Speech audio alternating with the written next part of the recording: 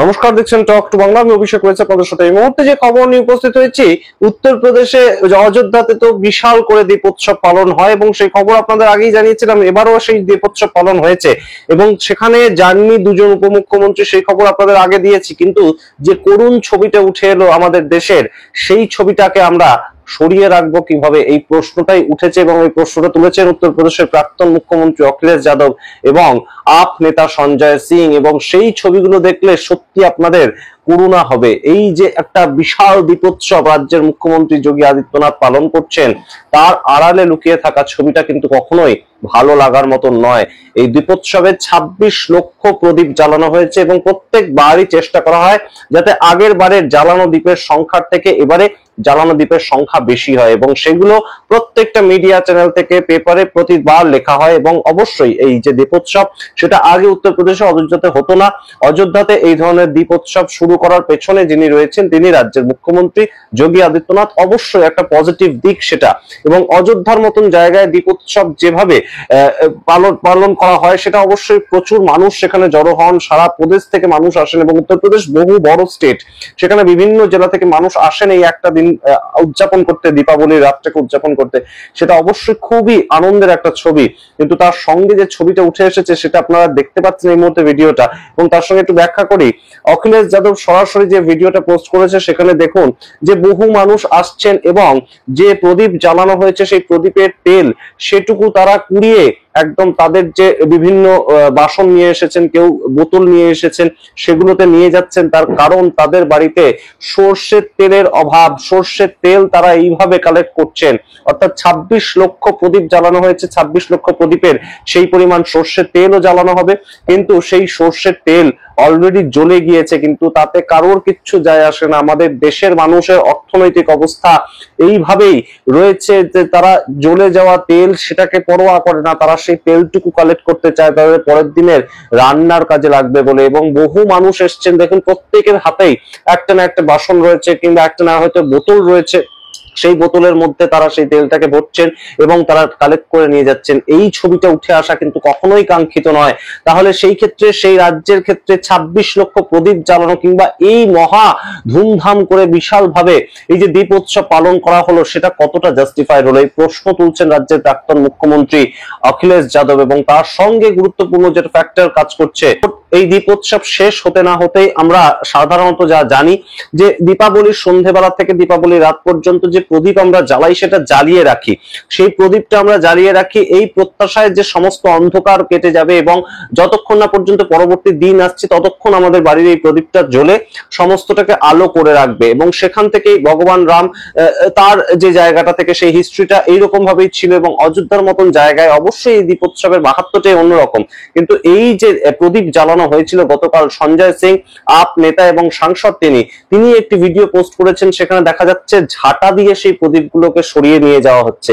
যদি 26 লক্ষ প্রদীপ হাত দিয়ে জ্বালানো হয়, কিন্তু সেগুলোকে পরবর্তীতে ঝাঁটা দিয়ে এমনকি দীপাবলির রাতেই সরিয়ে নিয়ে যাওয়া হচ্ছে, এটা কি কোথাও ধর্মের উপর আঘাত নয়? যেখানে যোগী আদিত্যনাথ বারংবার এই কথাটা বলেন, তিনি হিন্দুত্ববাদী একজন মানুষ, তার একটা হিন্দু ভোট ব্যাংকও রয়েছে, তিনি একটা হিন্দু। সেই জায়গা থেকে এই যে আচারটা তারা করলেন, এই যে ঝাঁটা দিয়ে প্রদীপ সরিয়ে নিয়ে যাওয়া এবং জ্বলন্ত প্রদীপ, তখনও দীপাবলির রাত শেষ হয়নি, সেটা কি কোথাও গিয়ে হিন্দু ধর্মের ভাবাবেগে আঘাত দেওয়া নয়? এই প্রশ্ন তুলছেন সঞ্জয় সিং।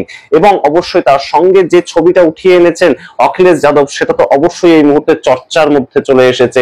এবং এই ক্ষেত্রে একটা প্রশ্ন উঠে আসবেই, যেটা হচ্ছে যে একদম রাজনৈতিক মঞ্চ তৈরি করে ফেলেছেন যোগী আদিত্যনাথ এই দীপোৎসবের মঞ্চটাকে। তার কারণ তিনি সেটা করেন এবং তিনি সেই উৎসবটা সম্পূর্ণ নিজে শুরু করেছেন। সেই জায়গা থেকে তিনি তার ইচ্ছে মতন যা ইচ্ছা কথা বলেন। কিন্তু যে কথাটা বলেছেন, গুরুত্বপূর্ণ একটা স্টেটমেন্ট তিনি দিয়েছেন, যেটা নিয়ে ইতিমধ্যে রাজনৈতিক মহলে ঝড় উঠেছে। তিনি বলছেন, while we are illuminating Ayodhya with millions of lamps, we must not forget that during the Ram Janmabhoomi movement, the Congress party declared in court that Lord Sri Ram was a myth. The Congress party gave an affidavit in the Supreme Court stating that Sri Ram was a myth, and Samajwadi Party had fired bullet at Ram devotees in this very Ayodhya. এবং তিনি এই বক্তব্যটা রাখার মাধ্যমে কিন্তু সরাসরি কোথাও গিয়ে সমাজবাদী পার্টি, কংগ্রেস, তাদেরকে অ্যাটাক করলেন। এবং কোথাও কিন্তু গিয়ে এই মুহূর্তে একটা দীপোৎসবের যে প্রেক্ষাপটটা, সেটা রাজনৈতিক প্রেক্ষাপট হয়ে গেল। এবং এই ধরনের একটি রাজনৈতিক মন্তব্য সেটা কিন্তু কখনোই কাঙ্ক্ষিত নয় একদম রাজ্যের মুখ্যমন্ত্রীর কাছ থেকে। তার কারণ তিনি সবাইকে আহ্বান জানাচ্ছেন, তিনি রাজ্যের সমস্ত মানুষকে আহ্বান জানাচ্ছেন, যিনি সমাজবাদী পার্টি করেন, যিনি কংগ্রেস পার্টি করেন, প্রত্যেকে যখন আসছেন এই দীপোৎসবে একটা দীপাবলি, সাধারণ দীপাবলি তারা উদযাপন করতে, যারা হিন্দু মানুষ তারা দীপাবলি উদযাপন করতে আসতেই পারেন। এবং রাজ্যের একটা এত বড় করে অযোধ্যাতে রাম মন্দিরের সামনে একদম দীপোৎসবটা হচ্ছে, যেখানে 26 লক্ষ প্রদীপ জ্বলবে, সেখানে যখন সমাজবাদী পার্টির কোনো মানুষ আসছেন ইনোগ্রেশনে কিংবা একদম কংগ্রেস পার্টি কোনো কেউ আসছেন, তখন কি তাদের সামনে এই ধরনের রাজনৈতিক বক্তব্য রাখাটা কোথাও কি উচিত হলো? এবং শুধুমাত্র যে সমাজবাদী পার্টি বা কংগ্রেস তাদের পক্ষ থেকে এই বিষয়ে একদম সরাসরি একটা প্রতিবাদ উঠে এসেছে তেমন নয়। এই দীপোৎসবকে কেন্দ্র করে বিজেপির অভ্যন্তরেই কিন্তু বিভিন্ন মহল থেকে বিভিন্ন বক্তব্য উঠে এসেছে। তার কারণ দীপোৎসবের যে পোস্টারটা ছাপানো হয়েছিল, আপনাদের গতকালই বলেছে, আরো একবার বলি, যে দীপোৎসবের যে পোস্টারটা ছাপানো হয়েছিল সেখানে রাজ্যের দুজন উপমুখ্যমন্ত্রী তাদের নাম পর্যন্ত নেই। এই ব্রজেশ পাঠক যে উপমুখ্যমন্ত্রী তিনি সরাসরি চিঠি লিখেছেন অমিত শাহকে চিঠি লিখে তিনি জানিয়েছেন তাহলে আমাদের রাজ্যের মুখ্যমন্ত্রী থেকে লাভটা কি? আমাদের যদি পোস্টারে ছবি বা নাম কিছুই না দেওয়া থাকে, আমরা রাজ্যের সরকারের উপমুখ্যমন্ত্রী, সবচেয়ে বৃহৎ স্টেট তার উপমুখ্যমন্ত্রী আমরা নিজেদের বলি, তাহলে সেটা লাভটা কি? তার কারণ যোগী আদিত্যনাথ সরাসরি নিজের মতন নিজে চলেন এবং কাউকে যে তিনি পাত্তা দেন না, বিশেষ তোয়াক্কা করেন না, সেটার একটা প্রতিফলন অনেকেই কিন্তু এটা মনে করছেন। এবং রাজ্যের রাজ্যপাল যিনি, তিনিও কিন্তু গত দুদিন ধরে আসেননি। দীপোৎসব গতকাল পালিত হয়েছে এবং তার আগের দিন ইনঅগ্রেশন হয়েছে, কোনো সময় রাজ্যপালও আসেননি। সেটা অবশ্যই এই মুহূর্তে একটা তাৎপর্যপূর্ণ প্রেক্ষাপট। তার কারণ ভারতীয় জনতা পার্টির যে সরকার উত্তরপ্রদেশে চলছে, সেই সরকারের মধ্যে থেকেই কিন্তু উঠে আসছে বিরোধিতা। সরকারের যিনি মুখ্যমন্ত্রী তার বিরুদ্ধে বিরোধিতা করছেন কারা? সরকারের দুজন উপমুখ্যমন্ত্রী। সেই প্রেক্ষাপটটাও কিন্তু মনে রাখতে হবে। এবং অবশ্যই অখিলেশ যাদব যে ছবিটা একদম শেয়ার করেছেন, যে ভিডিওটা তিনি সামনে এনেছেন, সেটার মাধ্যমে যে রাজনৈতিক প্রেক্ষাপটের পাশাপাশি অর্থনৈতিক যে জায়গাটা উঠে আসছে, উত্তরপ্রদেশের মানুষ কোন জায়গায় রয়েছেন, যারা প্রদীপ জ্বালাতে এসেছিলেন বিভিন্ন জেলা থেকে, তারা তো নিশ্চয়ই আর তেল কালেক্ট করে নিয়ে যাচ্ছেন না।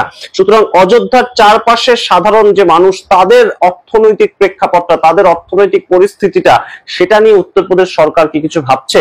এই কথা কিন্তু উঠে আসবে এই মুহূর্তে। 2027 সালের জানুয়ারি মাসে কিন্তু অবশ্যই ভোট রয়েছে, বিধানসভা ভোট, এবং সেই বিধানসভা ভোটে এই মুহূর্তে কিন্তু বেশ খানিকটা চাপেই পড়বে ভারতীয় জনতা পার্টি, তেমন অনেকেই মনে করছেন। তার কারণ যোগী আদিত্যনাথের সরকারকে বেশ কিন্তু কিছুটা রিয়েলিটি চেক দিয়ে দিয়েছে রাজ্যের মানুষ অলরেডি 2024-এর লোকসভা ভোটে। তাই এই মুহূর্তে হয়তো তাদেরকে খানিকটা সতর্কতা অবলম্বন করে চলা উচিত। কিন্তু সতর্কতার জায়গায় ঠিক উল্টো একটা পদক্ষেপ নিচ্ছে রাজ্যের মুখ্যমন্ত্রী যোগী আদিত্যনাথ। তিনি বিভিন্ন সময় বিভিন্ন ভাবে যেভাবে অ্যাটাকিং মোডে চলছেন, এবং সেটা দলের অন্তরে এবং দলের বাইরে বিভিন্ন মানুষকে তিনি যেভাবে অ্যাটাক করছেন কারণহীন ভাবে, অনেকেই সেটাই মনে করছেন এই যে অযোধ্যাতে দাঁড়িয়ে এই সমাজবাদী পার্টি বা কংগ্রেসকে যে তিনি উদ্দেশ্য করে অ্যাটাকটা করলেন, সেটা খুব একটা কারণ ছিল না।